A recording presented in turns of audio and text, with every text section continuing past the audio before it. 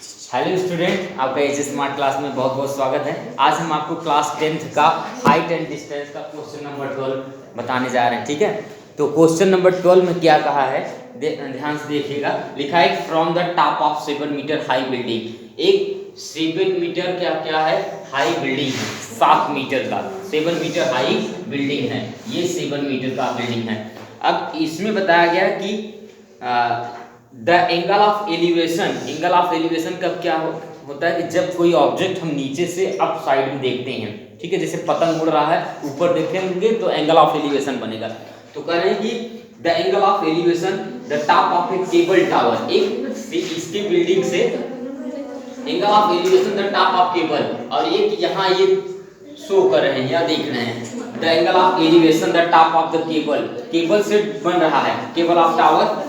तो कितना अंश का 60 अंश का डिग्री बन रहा है। आगे लिखा है कि the angle of depression of the foot, ये जो टावर है डिप्रेशन क्या है कि जब ऊपर से नीचे देखा जाता है तो ये एंगल बिल्डिंग के टावर के फुट साइड में देख रहे हैं, जो एंगल बन रहा है इनका 45 अंश बन रहा है। ठीक है, determine the height of the tower, इस टावर का हाइट ज्ञात करो, इस टावर का हाइट ज्ञात करो। तो this is the A B is building. Next ध्यान देना, this is the C D is a tower, C D is a tower. अब यहाँ से जो इनका ये बेस, तो यहाँ से बेस बन रहा है, यहाँ से देख रहे हैं कि हॉरिजॉन्टल, तो this is the E, this is the E. तो ये 45, तो इसका alternate this is also 45। Understand? तो पहले क्या करेंगे, ये ट्रायंगल लेंगे, in triangle A B D, in triangle A B D.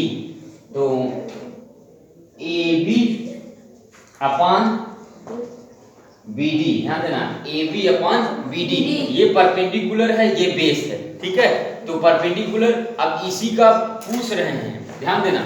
लिखा है कि from the top of 7 metre high building the angle of elevation the top of the cable tower 60 अंश, the angle of depression of the foot का जिक्र किया गया है, 45 अंश दिया है। The determine the height of the tower, तो हम क्या करेंगे, tan 45 अंश, tan 45 अंश। तो ए बी का मान, it is given that 7 metre upon B D equal to tan 45 अंश का मान, tan 45 अंश का मान 1।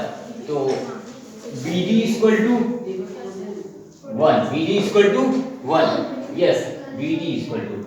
तो अगर दिस इज 7, तो ये तरफ देखेंगे दिस इज द स्क्वायर बन रहा है, तो ये 7, दिस इज 7, ये क्या होगा, ये भी 7 होगा। ठीक है, because this is the parallel, एक दूसरे के क्या है ये, हाँ पैरेलल है या। तो नेक्स्ट ट्रायंगल लेंगे, इन ट्रायंगल ए सी ई से, इन ट्रायंगल ए सी ई से। तो ए सी ई मीन्स ऐसे कह सकते हैं ई सी अपॉन ए ई, tan 60 अंश, tan 60 अंश। तो ई सी, ध्यान देना, ई सी ए ई का मान कितना है, दिस इज द, अगर ये बी डी है आपका, ये बी डी 7 है, तो ए ई क्या होगा, this is also 7 because this is parallel है एक दूसरे के। तो यहाँ आप 7 रख देंगे, यहाँ आप राइट भी कर सकते हैं ऐसे कि यही लिख दीजिएगा कि बी डी इक्वल है किसके, ए ई के, because this 7, this is 7। Understand? तो ई सी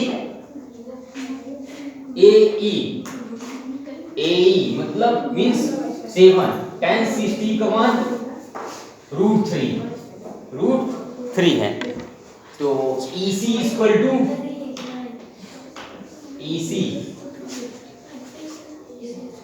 7 √3, 7√3 अंडरस्टैंड। अब ध्यान देना टावर का ये पूछ रहा है, ये टोटल टावर का लेंथ, तो EC का मान आपको क्या हो गया, EC का 7√3, ये 7√3, तो आप ध्यान देना 7√3, ये 7, तो ये 7, दिस 7 अंडरस्टैंड। जैसे ये 7 मीटर है बिल्डिंग का हाइट कितना है 7 मीटर, तो ये एक दूसरे के क्या है, पैरेलल है, तो ये भी 7 मीटर होगा, क्योंकि यहाँ से यहाँ तक का बिल्डिंग का T है, उसके आगे टावर होगा, तो इसके मान आप क्या करेंगे कि ED equal to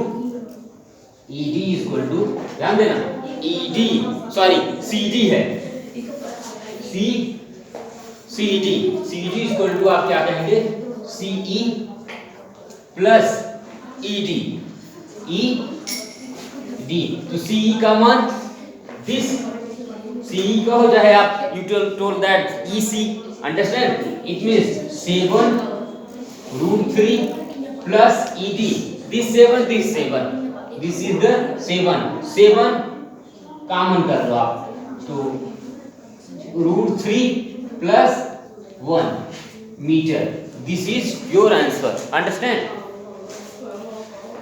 this question is most important, ध्यान देना बच्चों। क्या है बताया गया कि एक बिल्डिंग है, बिल्डिंग के सामने एक टावर है, जो बिल्डिंग के टॉप पोजीशन से ये देख रहे हैं तो 60 अंश का एंगल बन रहा है, और यहाँ से अगर ये डाउन डिप्रेशन अप साइड से, जैसे एक बार आप ऊपर देखते हैं एक बार नीचे, तो डाउन साइड देखते हैं तो 45 अंश एंगल बनता है। तो पूछ रहे हैं उस टावर का लेंथ बताइए, और बिल्डिंग का हाइट दिया 7 मीटर। सबसे पहले ABD लिए, तो AB अपॉन BD किए, very easy, AB upon BD take कर लेंगे आप tan 45 अंश, क्योंकि ये आप क्या है आपका ये परपेंडिकुलर, ये बेस है ना, तो BD equal to 7 cross multiply अगर आप करोगे यहाँ से, तो आपका क्या आ जाएगा BD इक्वल टू 7। तो next triangle ACE, vice no ACE, तो क्या होगा कि CE अपॉन AE, या कहेंगे EC अपॉन AE, ध्यान देना परपेंडिकुलर अपॉन बेस, तो tan 60 अंश, तो tan EC AE, दिस 7 आप निकाल लिए हैं यहाँ 7, ध्यान देना BD इक्वल टू क्या होगा आपका, दिस क्रॉस मल्टीप्लाई करेंगे आपका क्या होगा 7, ठीक है, अंडरस्टैंड। तो ये 7 हुआ तो ये भी 7 होगा, तो EC अपॉन AE, ये 7 दिस 7, तो क्योंकि एक दूसरे के क्या है पैरेलल है, तो EC अपॉन AE का मान क्या रखेंगे आप, ये 7, ठीक है, यहाँ आप निकाल लिए हैं, तो ये भी आपका क्या हो गया 7, तो EC इक्वल टू 7√3, तो CD इक्वल टू ध्यान देना यहाँ से EC का मान आप आ गए, EC का CE का ये, ठीक है।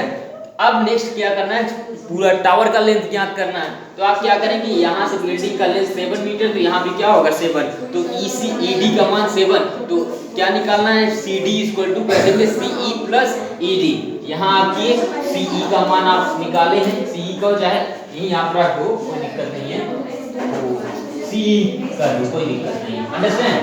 तो 7√3 plus 7, this is your answer, understand।